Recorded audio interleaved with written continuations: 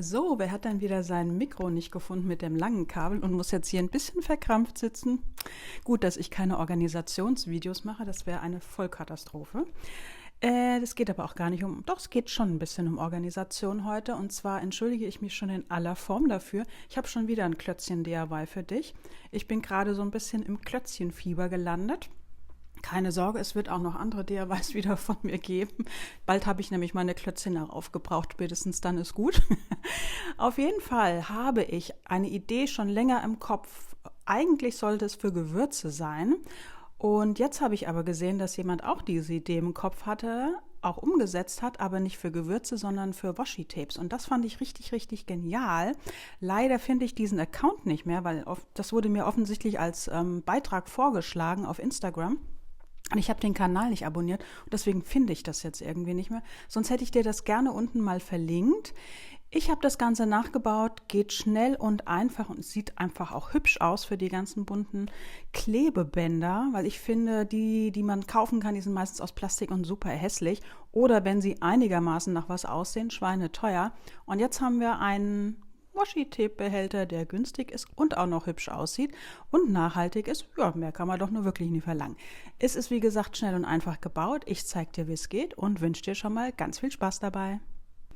Und ich habe vergessen, dir zu verraten, dass man für diese Kreatividee keinerlei Werkzeug braucht. Nur Holzleim, keine Säge, kein gar nichts, Holzleim und die Holzklötzchen und schon können wir loslegen. Mega!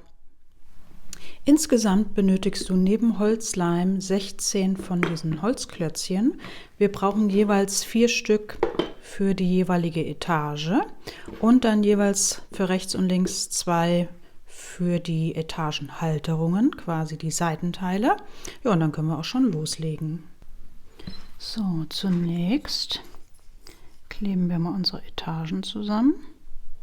Das passt nämlich dann wirklich perfekt von der Größe für diese Klebebänderrollen.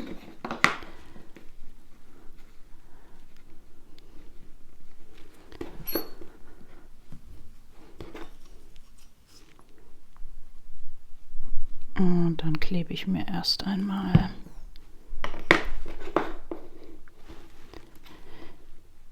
die Vorder- und Rückseite fest und dann kleben wir das Ganze noch in der Mitte zusammen.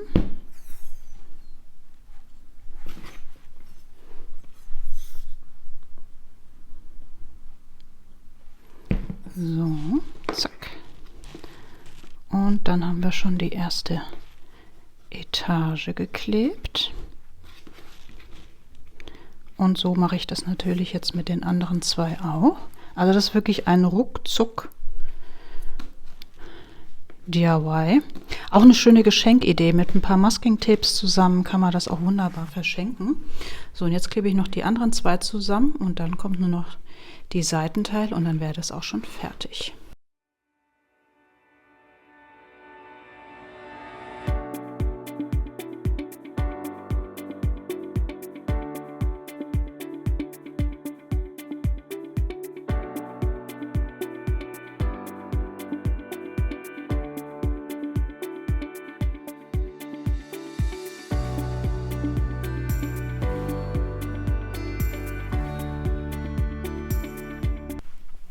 Dann kannst du überlegen, wie du die Seitenteile haben möchtest. Du kannst sie einmal eben außen aufkleben oder du drückst sie in die Mitte. Das ist natürlich Geschmackssache.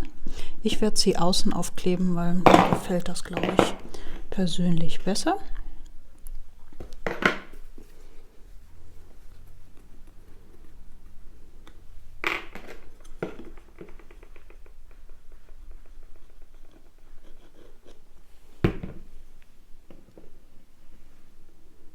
Wenn ein bisschen Holzleim so rausquatscht, ist überhaupt kein Ding. Kannst du einfach mit einem feuchten Tuch ein bisschen wegwischen.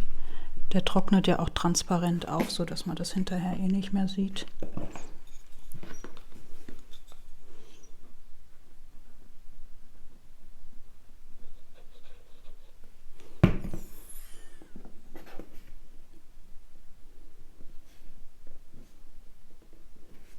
Am besten lässt du das immer zwischendurch ein bisschen aushärten, den Kleber, damit dir das nicht wieder verrutscht.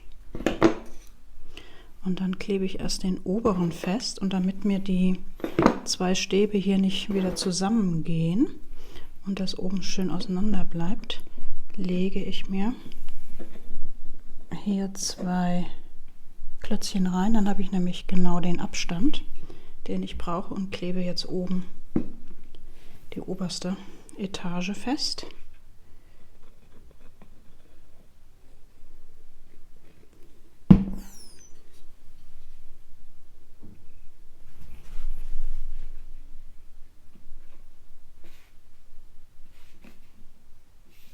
Und schaue, dass das alles einigermaßen gerade sitzt.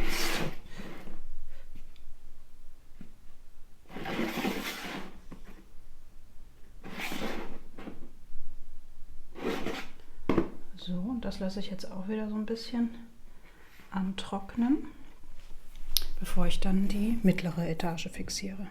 So, und für die letzte Etage messe ich mir dann ungefähr die Mitte mal aus, damit das einigermaßen gerade ist.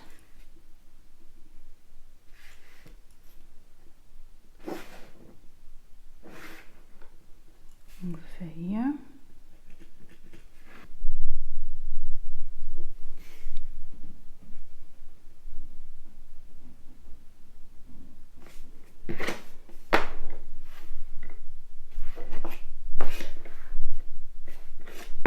Und das lasse ich jetzt auch wieder ein bisschen antrocknen, und dann kommen noch die zwei letzten Klötzchen.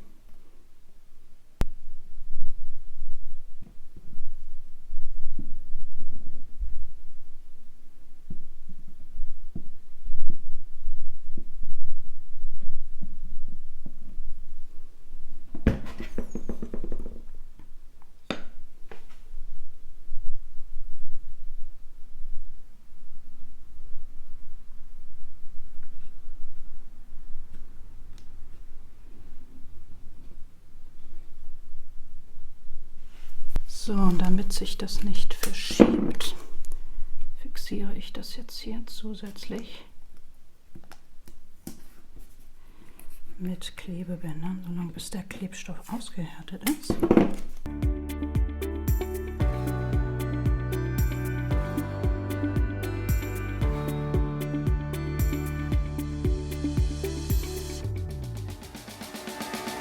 So, zum Schluss nur noch die Bänder abmachen.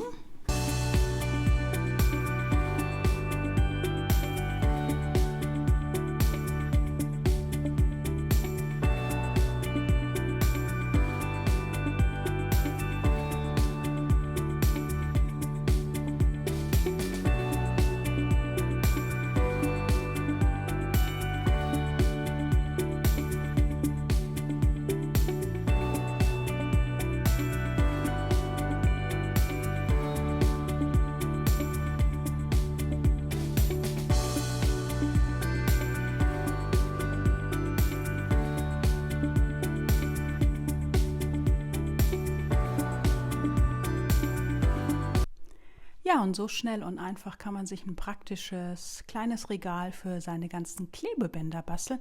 Ich finde, das ging echt richtig flott und man hat nicht viel Material gebraucht. Sowas gefällt mir immer. Und ich habe das jetzt alles schön ordentlich, und man kann sogar noch nach Farben sortieren, wenn man lustig ist. Ich habe halt immer nur die unifarbenen Klebebänder, weil ich die meistens zum Malen verwende, also für Aquarell oder Gouache. Und dann klebe ich immer so verschiedene Bereiche ab. Deswegen habe ich da keine lustig gemusterten oder andersfarbige, sondern eben nur diese unifarbenen. Ja, schreib mir gerne in die Kommentare, ob du noch Lust hast auf weitere Klötzchen-DIYs. Ich hätte da noch das eine oder andere Klötzchen übrig. So, ich glaube, in der Kiste waren, die ich mal bestellt habe, 500 Stück. Da kann man natürlich einiges mitmachen. Wenn du sagst, boah, nee, Patricia, ist jetzt auch mal gut mit Holzklötzchen DIY, dann kann ich das verstehen, dann bastle ich für mich heimlich weiter. Ich hätte nämlich noch die ein oder andere Idee im Kopf. Schreib mir das aber gerne mal in die Kommentare, ob du da noch Lust drauf hast. Ja, und dann würde ich sagen, sehen wir uns beim nächsten Mal. Ich freue mich schon drauf, und bis dahin wünsche ich dir noch eine schöne Zeit. Tschüss!